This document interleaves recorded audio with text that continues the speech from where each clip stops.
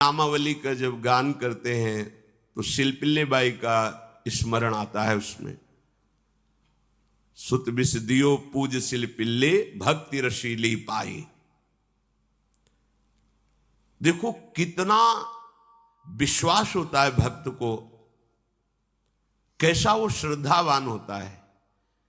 एक राजकुमारी और दूसरी एक जमींदार की पुत्री, दोनों को मित्रता थी। एक दिन राजा के यहां भगवत प्रेमी महात्मा आए। वो संत सेवी राजा थे। महात्मा जन आते रहते थे और महात्माओं का कार्य ही होता है निरंतर अपने प्रभु की सेवा और सुमिरन में मगन रहना। सेवा सुमिरन ये बहुत बड़ी सामर्थ्य है। अगर हम हर समय सेवा और सुमिरन में रहें तो कभी कोई माया प्रपंच हमें परास्त नहीं कर सकता। जहां हम सेवा सुमिरन से अलग हुए वहीं माया का प्रभाव पड़ता है। तो भगवान का शालिग्राम स्वरूप उनके पास था। खूब भाव से सेवा कर रहे थे और नवीन अवस्था की कोमल हृदय वाली ये दोनों सखियां देख रही थी। इनके मन में आया ऐसे हम भी ठाकुर सेवा करेंगे। देखने से सुनने से हमारे हृदय में प्रभाव पड़ता है। गंदी बातें देखेंगे, गंदी बातें सुनेंगे, उसी का चिंतन होगा, हृदय गंदे आचरणों की प्रेरणा वाला बन जाएगा। अगर हम भागवतिक बातें सुनेंगे, भागवतिक दर्शन करेंगे तो भागवतिक चिंतन होगा, हृदय भागवतिक प्रेरणा वाला बन जाएगा। कई दिन संत भगवान रुके, रोज सेवा कीर्तन कथा सरल हृदया। उन दोनों सखियों में बात आई कि चल करके संत भगवान से कहते हमको भी ठाकुर जी दीजिए। दोनों ने चरण पकड़कर प्रार्थना की, गुरुदेव हमारे हृदय में भी इच्छा हो रही कि हमें ठाकुर सेवा मिले। अब दोनों बच्चे ही थे। संत भगवान ने विचार किया सेवा पद्धति में बहुत सावधानी की आवश्यकता होती है। अभी ये बच्चे हैं, कहीं सेवा अपराध न बन जाए। सेवा अपराध भी होता है। उपासना में चलने वाले उपासक को सेवा अपराध और उप सेवा अपराध 32 ये 64 इन पर तो सीढ़ियों में पादुका नहीं पहनना चाहिए। जहां से मंदिर की सीढ़ियां हैं पादुका उतार कर माथा रखकर सीढ़ी में फिर चढ़ना चाहिए। खड़ाओं या पादुका पहन करके श्री विग्रह के दर्शन करने के लिए जाने में फिर अपराध लगता है। अरे अपने मालिक के दर्शन करने जा रहे हैं, स्वामी के दर्शन करने जा रहे हैं, प्रभु के दर्शन करने जा रहे हैं तो अपनी कुटिया से और मंदिर तक नंगे पैर जाना चाहिए। ये भावना रखनी चाहिए। भरत जी जा रहे हैं प्रभु के दर्शन करने के लिए, अयोध्या से पैदल ही चले थे तो सुकुमार चरणारविंद तो बड़े बड़े फफोके छाले पड़ गए थे। वशिष्ठ जी ने देखा, सबने मिलकर भरत जी से कहा पालकी पे बैठ जाइए। तो उनका हाँ, मेरे प्रभु यहां नंगे पैर चले हैं और मैं पालकी पे बैठ जाऊं? उचित तो यह है कि अपने प्रभु के दर्शन के लिए मैं जा रहा हूं तो जहां जहां प्रभु के चरण पड़े वहां मेरा शीश पड़े, अर्थात सिर भर जाऊं। उचित मोरा सप्ते सेवक धर्म कठोरा। यहां मैं सर के बल चल के जाऊं पर असमर्थ हूं। तो आप कह रहे हैं पैर में छाले पड़ गए, आप सवारी में बैठ जाइए। ऐसा नहीं हो सकता। तो अपने प्रभु के दर्शन करने के लिए जब जाए तो हो सके सामर्थ्य हो तो पादुका न पहने, कोई खड़ाऊं चप्पल जूता आदि ना पहने। अगर पहने हैं तो बस सीढ़ी तक ही पहन कर जाए, ऊपर सीढ़ियों के नहीं। इतने सुकुमार मत बनो, ये आग में जलाया जाएगा शरीर, ये गाड़ दिया जाएगा शरीर, इससे ज्यादा प्यार ना करो। अब इतना दृढ़ विश्वास कि ये बच्चे हैं, सेवा भाव कैसे पूर्ण कर पाएंगे? तो उन संत भगवान ने दोनों बच्चियों से कहा आप कल ठाकुर जी लाएंगे, हम आपको दे देंगे। तो गांव में घूमे तो आसपास गोले गोले से पत्थर मिले। पत्थर लाए 2 और कहा कि ये लो तुम्हारे ठाकुर जी हैं। दोनों को दिया। देखो गुरु वचनों पर और गुरु प्रदत्त सेवा वस्तु पर कितना भाव होना चाहिए। उन्होंने दृढ़ विश्वास किया कि मुझे भगवान गुरुदेव ने दिया, ये भगवान है मेरे। दोनों ने अपने हृदय से लगाया। अब एक जमींदार की पुत्री थी, एक राजकुमारी, स्वर्ण के सिंहासन में, और उनका नाम रखा शिलपिल्ले ठाकुर। शिल मतलब पत्थर, तो उनका तुम्हारे ठाकुर का नाम शिलपिल्ले गोविंद है। दोनों सिंहासन पर रखकर आराधना करती। भाव प्रतिपल बढ़ता गया, नाम निरंतर जप। गुरु प्रदत्त ठाकुर पर विशेष चमत्कार हृदय में प्रकट होता है यदि उन्हीं की नियमावली से चलो। अपने मन से बाजार से खरीद लाए, विराजमान किए हैं, कभी सेवा की कभी नहीं की, वो भी अच्छा है, कम से कम भागवतिक भाव तो है। लेकिन सिद्धि जो प्राप्त होती है वो गुरु कृपा से, गुरु प्रदत्त ठाकुर से। जैसे धन्ना जी को भांग के बट्टे में ठाकुर जी प्रकाशित हो गए, गुरु प्रदत्त। अब ये सखियां जब बड़ी हुई तो इनके ब्याह की बात हुई। तो जो राजकुमारी थी उनका राजकुमार से किसी से ब्याह तय हुआ, ब्याह हो गया। अपने माता पिता से जब विदाई ली तो अपने ठाकुर जी को जो सिंहासन में थे, सिंहासन से एक सुंदर पेटी में से और गोद में रखकर, और अंदर ही अंदर जल रही है कि प्रभु मैंने प्रीतम आपको माना है, संसार के व्यवहार में ये प्रीतम बना हुआ है, पर प्रभु हमारे प्रीतम दो नहीं हो सकते, हमने हृदय से आपको माना। इसी विचार में वो बड़ी उदास है। पहले पालकियों में ऐसा राज सैनिक चल रहे हैं, पालकियों में वो बहू जा रही है और राजकुमार घोड़े पर। राजकुमार बार बार पालकी के समीप जाता, दर्शन करने की इच्छा होती है ना, तो उदास देखता। मन में बड़ी गिलानी हुई। उसने कहा, एक नदी थी, उसने कहा यहां हम थोड़ी देर विश्राम करना चाहते हैं, राजकुमारी की पालकी रखी जाए और सैनिक दूर खड़े हो। तो राजकुमार वैसे ही आज्ञा हुई। तो बात करना चाहते हैं पर वो ना देखती है और ना बात करती है। और इतना सुंदर रूप, क्योंकि ब्रह्मचारिणी और भगवत आराधना। अब उसके हृदय में जलन हुई कि ऐसा क्या है जो हमसे बात नहीं कर रही। बस बार बार ऐसे पिटारी खोल के ऐसे ठाकुर जी को देखती। नाम जप और सेवा के प्रभाव से वो सिल नहीं रह गया था, वहां उसको सांवरे श्याम सुंदर की झांकी मिलती थी। जब अपने शिलपिल्ले ठाकुर जी को देखती तो ललित त्रिभंगी श्री लालजू महाराज श्याम सुंदर दिखाए, अत्यंत आसक्ति। गुरु प्रदत्त किसी भी शब्द में, किसी भी वस्तु में दिव्यता होती है, बस हमारी भावना होनी चाहिए। अरे बोले ये हम नहीं दे सकते, ये गुरु प्रदत्त है, नहीं हम प्राण दे सकते हैं, लेकिन ये नहीं। जिसका गुरु वचन पर, गुरु प्रदत्त वस्तु पर, गुरु प्रदत्त ठाकुर पर दृढ़ निष्ठा हो गई, वही सिद्ध हो जाता है। अब उसने समझ लिया कि पिटारी में जो कुछ है यही हमारे और राजकुमारी के बीच में बाधा है। दो चार दासियों को बुलाया और कहा इनको बातों में उलझाओ, पिटारी पीछे हमें दो। और प्रवीण दासियां उनको विनोद भाषा में, हंसी मजाक में बात, लेकिन वो उदासीन। धीरे से गोद में पेटी थी, ले ली, हम लिए हुए हैं, आप बातचीत में सारा, और पेटी उनको दे दी। राजकुमार ने राजकुमारी से कहा यही पेटी तो हमारे आपके बीच में बात, फेंक दी नदी में। अब तो जो उसके हृदय में पीड़ा हुई, भारी व्याकुलता। अब राजकुमार है, सैनिकों के साथ तुरंत पालकी उठवाई, मैं ले गया।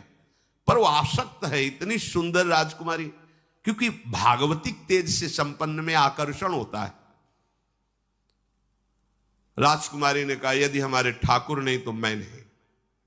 आज से अन्न जल त्याग, प्राण त्याग दूंगी अगर हमारे ठाकुर जी हमारे समीप नहीं तो। आज से अब एक बूंद पा कैसे पिए, अपने ठाकुर को भोग लगा के पाला है और ठाकुर जी फेंक दिए गए। भारी व्याकुलता। जैसे मीरा जी कहते, दृश्य बिन दुख न लागे नैन, न रात में नींद है न दिन में अन्न जल है, व्याकुलता। अब भयभीत हो गया राजकुमार। पूरा महल इस विषाद से हो गया कि अगर नवीन राजकुमारी प्राण त्याग देती है तो क्या होगा लोक समाज में, कि अभी नवीन राजकुमारी गई, ये लोग ऐसे निर्दयी हैं कि ऐसा व्यवहार किया कि उसने प्राण त्याग दिया। राजकुमार घुटने में आ गया, घुटने टेक कर राजकुमारी से कहा, मैं तुम्हें दुखी नहीं करना चाहता, पर मैं तुमको छोड़ भी नहीं सकता। अब हमें आप वो उपाय बताओ जिससे आप मुस्कुरा दो, आप प्रसन्न हो जाओ। तो उनका, हम अपने ठाकुर के बिना जीवित नहीं रह सकती, यदि आप हमें जीवित देखना चाहते तो हमारे ठाकुर जी ला के दो। पर गए और राजकुमारी से कहा, तुम्हें इतना प्रेम ठाकुर जी से, तो तुमसे ठाकुर जी कितना प्रेम करते हैं? अगर तुमसे ठाकुर जी प्रेम करते हैं तो मुझे प्रमाणित कर दो, तो मैं जीवन भर तुम्हारी आज्ञा में रहूंगा। अच्छा, तो तुम ये देखना चाहते हो कि ठाकुर जी हमसे कितना प्रेम करते हैं? हाथ फैलाया और आर्त भाव से पुकारा कि गोविंद, अब आपके बिना मैंने जीवित नहीं रहना। अंदर से जीव ही प्रार्थना की तो जल से सिंहासन सहित शिलपिल्ले भगवान जैसे कोई वायु के प्रवाह में आ रहा हो, ऐसे आए और छाती से चिपक गए। पूरा परिवार के लिए जाने में फिर अपराध लगता है। अरे, अपने मालिक के दर्शन करने जा रहे हैं, स्वामी के दर्शन करने जा रहे हैं, प्रभु के दर्शन करने जा रहे हैं, तो अपनी कुटिया से और मंदिर तक नंगे पैर जाना चाहिए, ये भावना रखनी चाहिए। भरत जी जा रहे हैं प्रभु के दर्शन करने के लिए, अयोध्या से पैदल ही चले थे, तो सुकुमार चरणारविंद तो बड़े बड़े फफोके छाले पड़ गए थे।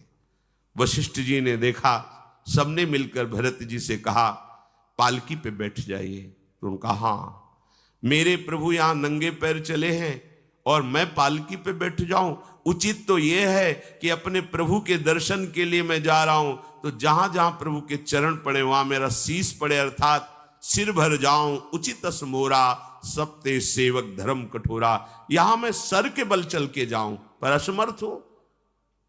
तो आप कह रहे हैं पैर में छाले पड़ गए, आप सवारी में बैठ जाइए, ऐसा नहीं हो सकता।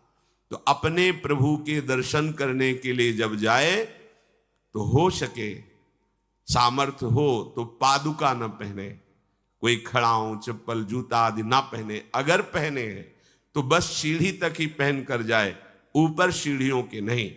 इतने सुकुमार मत बनो, ये आग में जलाया जाएगा शरीर, ये गाड़ दिया जाएगा शरीर, इससे ज्यादा प्यार ना करो। अब इतना दृढ़ विश्वास कि ये बच्चे हैं, सेवा भाव कैसे पूर्ण कर पाएंगे? तो उन संत भगवान ने दोनों बच्चियों से कहा, आप कल ठाकुर जी लाएंगे, हम आपको दे देंगे। तो गांव में घूमे तो आसपास गोले गोले से पत्थर मिले, पत्थर लाए 2 और कहा कि ये लो तुम्हारे ठाकुर जी हैं।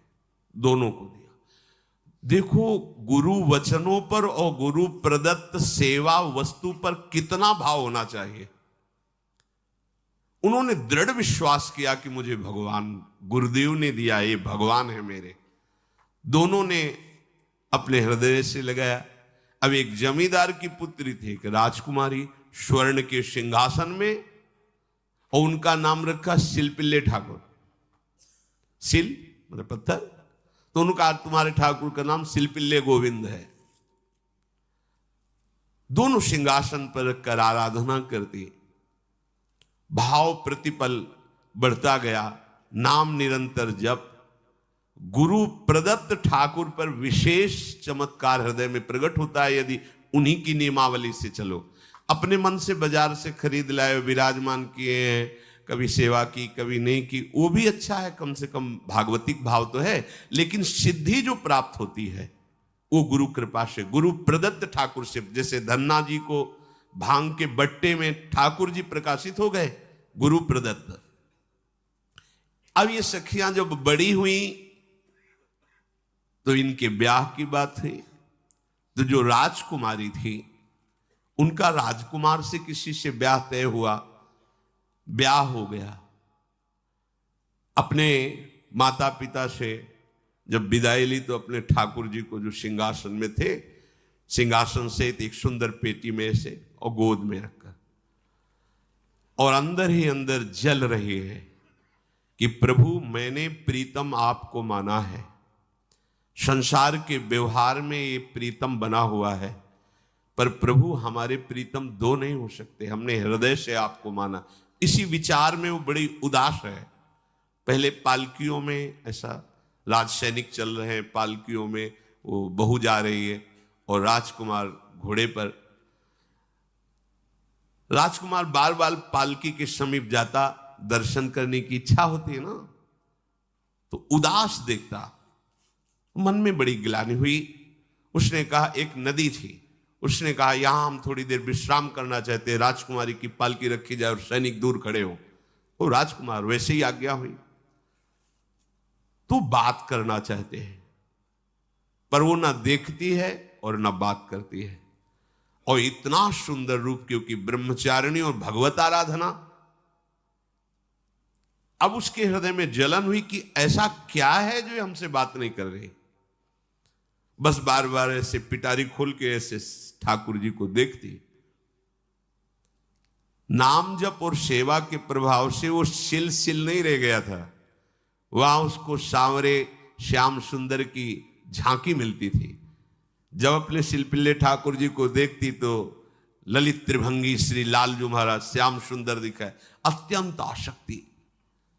गुरु प्रदत्त किसी भी शब्द में, किसी भी वस्तु में दिव्यता होती है, बस हमारी भावना होनी चाहिए। अरे बोले ये हम नहीं दे सकते, ये गुरु प्रदत्त है, नहीं हम प्राण दे सकते हैं, लेकिन ये नहीं। जिसका गुरु वचन पर, गुरु प्रदत्त वस्तु पर, गुरु प्रदत्त ठाकुर पर दृढ़ निष्ठा हो गई, वही सिद्ध हो जाता है। अब उसने समझ लिया कि पिटारी में जो कुछ है यही हमारे और राजकुमारी के बीच में बाधा है। दो चार दासियों को बुलाया और कहा इनको बातों में उलझाओ, पिटारी पीछे हमें दो। और प्रवीण दासियां उनको विनोद भाषा में, हंसी मजाक में बात, लेकिन वो उदासीन। धीरे से गोद में पेटी थी, ले ली, हम लिए हुए हैं, आप बातचीत में सारा, और पेटी उनको दे दी। राजकुमार ने राजकुमारी से कहा यही पेटी तो हमारे आपके बीच में बात, फेंक दी नदी में। अब तो जो उसके हृदय में पीड़ा हुई, भारी व्याकुलता। अब राजकुमार है, सैनिकों के साथ तुरंत पालकी उठवाई, महल ले गया। पर वो आसक्त है, इतनी सुंदर राजकुमारी, क्योंकि भागवतिक तेज से संपन्न में आकर्षण होता है। राजकुमारी ने कहा यदि हमारे ठाकुर नहीं तो मैं नहीं। आज से अन्न जल त्याग, प्राण त्याग दूंगी, अगर हमारे ठाकुर जी हमारे समीप नहीं तो आज से अब एक बूंद पा। कैसे पिए? अपने ठाकुर को भोग लगा के पाला है और ठाकुर जी फेंक दिए गए।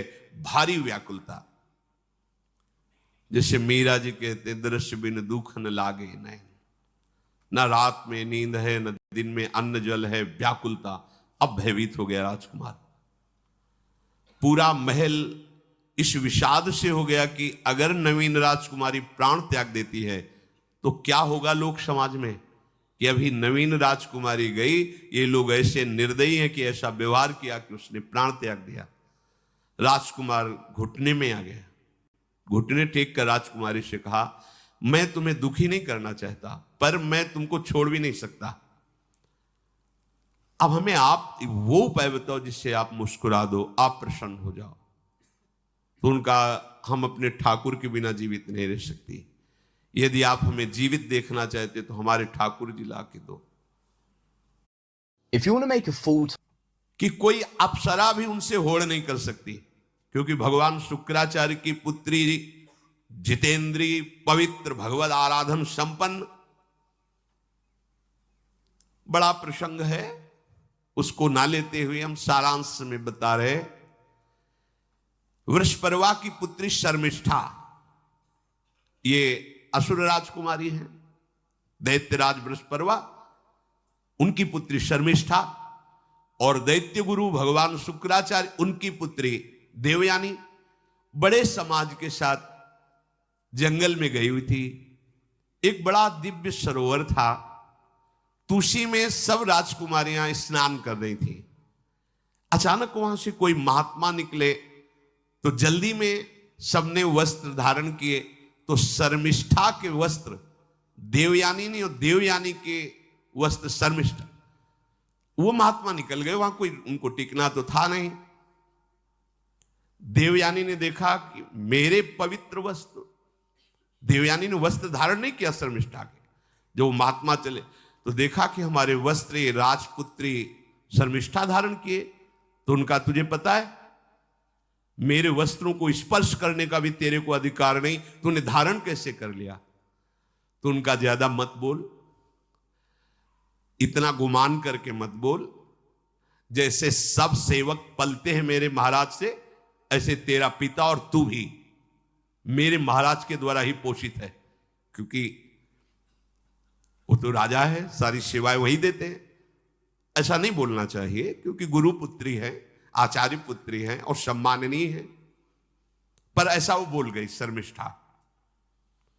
देवयानी ने कहा तुझे पता है अगर मेरे पिता की दृष्टि बदल जाए तो 2 मिनट में देवता तेरे पिता सहित संपूर्ण राज्य को नष्ट कर देंगे। मेरे पिताजी के भय से ही देवता आक्रमण नहीं कर। शुक्राचार्य मंत्रवेत्ता है। ज्यादा बात बढ़ गई तो राजकुमारी का शासन चलता है। उसने कहा इस गुरुपुत्री को उठाकर कुएं में डाल दिया जाए। और उस समय वस्त्र धारण नहीं की हुई थी, उनको उसी स्थिति में डाल दिया गया और वो चली गई। उसी समय शिकार खेलने के लिए महाराज ययाति चक्रवर्ती सम्राट तो आवाज सुनी। सैनिकों ने बताया कि कोई देवपुत्री है, दिव्य तेज प्रकाशित हो रहा है उनके शरीर से, और दूर से देखा है ऐसा लग रहा है कि शायद वो वस्त्रहीन भी हैं। उन्होंने कहा तुम लोग दूर जाओ, और स्वयं महाराज ययाति गए और उनको, तो जब हाथ पकड़ के निकाला और अपने वस्त्र से उनको आवेष्टित किया तो उन्होंने कहा कि हमारी आर्य मर्यादा है, एक बार आपने हमारे शरीर को देख लिया और हमारे हाथ को पकड़ लिया, अब आप हमारे जीवन भर के लिए पति स्वरूप हैं, स्वीकार कीजिए। तो उन्होंने कहा कि देवपुत्री मैं तो आपका परिचय भी नहीं जानता हूं, आप कौन हैं? तो उन्होंने कहा भगवान शुक्राचार्य की पुत्री देवयानी। घुटने पे हो गए तत्काल। उन्होंने कहा इतने बड़े महापुरुष की पुत्री के साथ मैं ब्याह कर सकूं, मेरी सामर्थ्य नहीं, क्योंकि मैं क्षत्रिय कुल में प्रकट हुआ राज परिवार से हूं, और वो तो देवताओं के द्वारा भी वंदनीय है शुक्राचार्य जी। तो उनका आप निश्चिंत रहो, ये विषय मैं संभालूंगी, पर आप मेरे पति हैं, ये स्वीकार कीजिए। बोले यदि शुक्राचार्य जी इस पर राजी हैं तो हम ये बात स्वीकार करते हैं। शुक्राचार्य जी विलंब होने के कारण व्याकुल ही थे। देवयानी जी ययाति जी को लेके गई, बड़ा प्रसंग है, पर उन्होंने कहा जब आप राजी हैं तो हम राजी हैं। शुक्राचार्य जी राजी हुए और वृषपर्वा को सूचना दिया कि मैं तुम्हारे राज्य को त्याग कर जा रहा हूं। वो तो तत्काल आकर चरणों में गिरे, महाराज आपके बिना मेरा अस्तित्व क्या है, आप कैसे राजी हो सकते हो? बोले मेरी पुत्री को दिगंबर करके कुएं में डाल दिया गया, मैं इस अपराध से बिल्कुल तुम्हें माफ नहीं कर सकता। बोले कोई उपाय? तो बोले देवयानी बोले। तो देवयानी ने कहा तुम्हारी पुत्री हमारी दासी होकर चले तो मैं तुम्हें क्षमा कर दूंगी। बोले बिल्कुल ठीक, तथास्तु। पूरे राज्य की रक्षा के लिए राजकुमारी शर्मिष्ठा को देवयानी की दासी भाव में अब महाराज ययाति के महल पे पहुंचे। देवयानी ने कहा कि ये जो दासी भाव में आई हुई हैं ये सर्वांग सुंदरी हैं, और आपका कभी मन उधर चलना भी नहीं चाहिए, अगर चलेगा तो आप हमारे दंड के पात्र बन जाएंगे। स्वीकार कर लिया और बहुत दूर उनके लिए महल का निर्माण करवाया और वो सेवा में आती है। कुछ समय के बाद जब देवयानी जी के पुत्र हुए तो वन विहार के लिए अपने पुत्रों को लेकर चली, तो उधर शर्मिष्ठा के 2 पुत्र हो चुके थे, इनको पता भी नहीं था, और वो दौड़ कर आए, ययाति को पिताश्री कह करके आलिंगन किया, छोटे छोटे बच्चे। देवयानी ने कहा कि हमने कहा था तुम्हें देखना भी नहीं है, और किसके पुत्र हैं?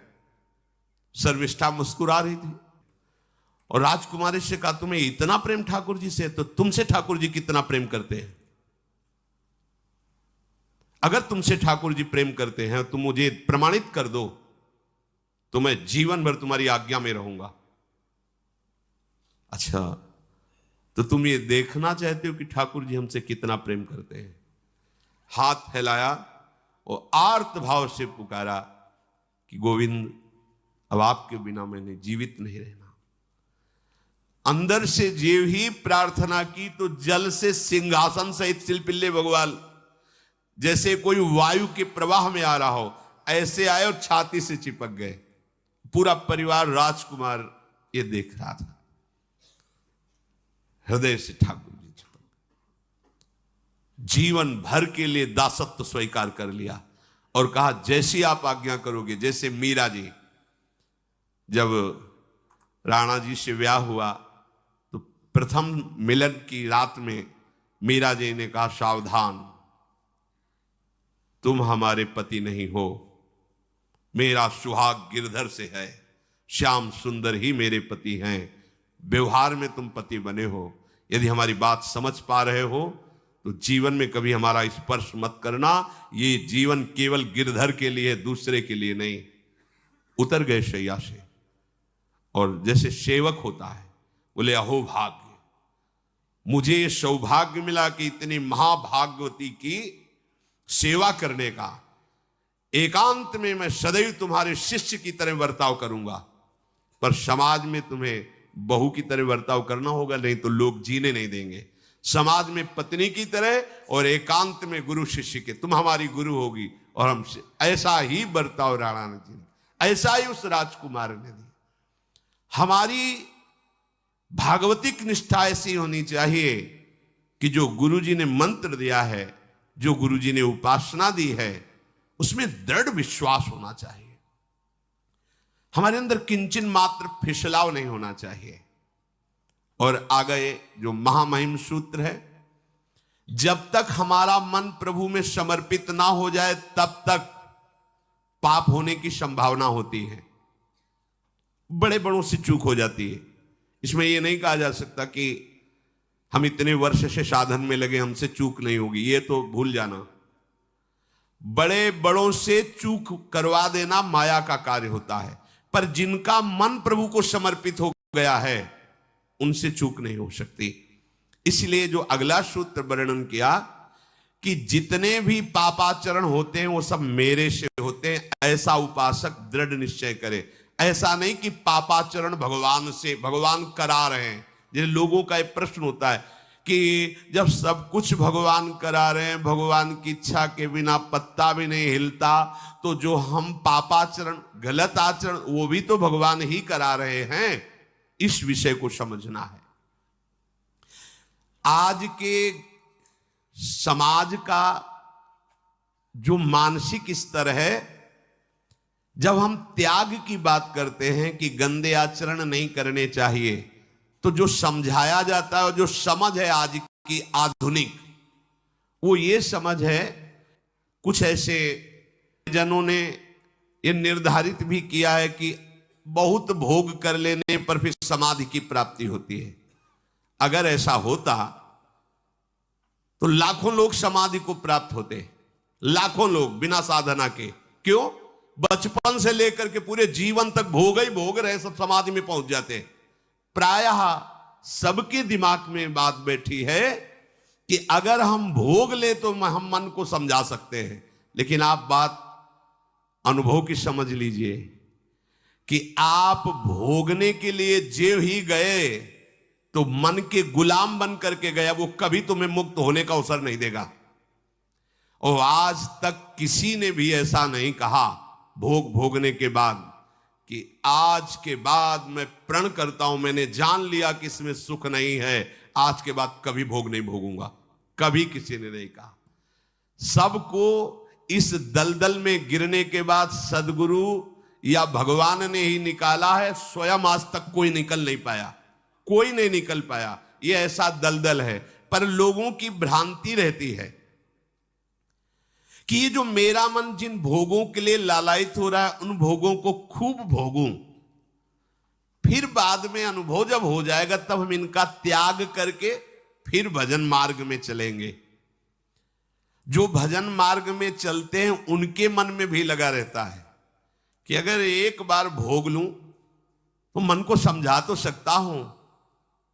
यह है आधुनिक सोच, यह है हमारे मानसिक सोच का स्तर। सब लोग देख लीजिए, अब भागवतिक सोच और शास्त्र सिद्धांत का जो मत है वो ये है, ये डंके की चोट से गाया गया है और इसी मार्ग में चल करके समाधि को प्राप्त हुए महापुरुष, एक भी कोई ऐसा समाधिस्थ महापुरुष बता दिया जाए विश्व में जिसने भोगों के भोगने के बाद समाधि को प्राप्त हुआ हो। जैसे हम भोजन कर लेते हैं तो लगता है अब कुछ नहीं, लेकिन 6 घंटे व्यतीत होते होते पर्चा बन जाएगा कि ये चीज फिर चाहिए खाने को। ऐसे ही कोई भोग भोगने के बाद कुछ क्षण के लिए उससे विरति हो जाती है, ठीक है, लेकिन फिर कुछ मिनट होने के बाद फिर नई स्फुरना, नया संकल्प, नई क्रिया, नई भोग वासना सब हृदय में देख लो। इसके लिए किसी और से सलाह लेने की जरूरत नहीं है। इसलिए ये जो संतों का मत है, शास्त्र का मत है कि भोगों के भोगने से भोग वासना दृढ़ होती है, कामना बढ़ती है, ना कि शांति मिलती है। लेकिन आधुनिकता में भोगों को भोगने से शांति मिलती है, ऐसी धारणा बनी हुई है और ये गलत है। और ये इतनी गलत हो जाती है कि हम हत्या करने लगते हैं, हिंसा करने लगते हैं, पूज्य जनों के साथ दुर्व्यवहार करने लगते हैं। आज तक भोगों में इति नहीं हुई। Did you know that you could be generating 10 grand a month or more by simply teaching other people what you already know, extract that into an online course and sell it around the world fast? This is Kerry Eagler. He's generated 7 figures. पूरा अधिकार है, आप स्वीकार कीजिए। तत्काल वो वृद्ध हो गए, वो जवान हो गए। कई हजार वर्ष तक उन्होंने अपने पुत्र की आयु का विषयों में सेवन किया। फिर उनके मन में एक दिन बहुत घृणा हुई, धिक्कार है मेरे जीवन को और धिक्कार है इस भोगा शक्ति को। अपनी आयु तो गंवा ही दी, अपने पुत्र की भी आयु गंवा दी, फिर भी वैसे ही भोग वासना।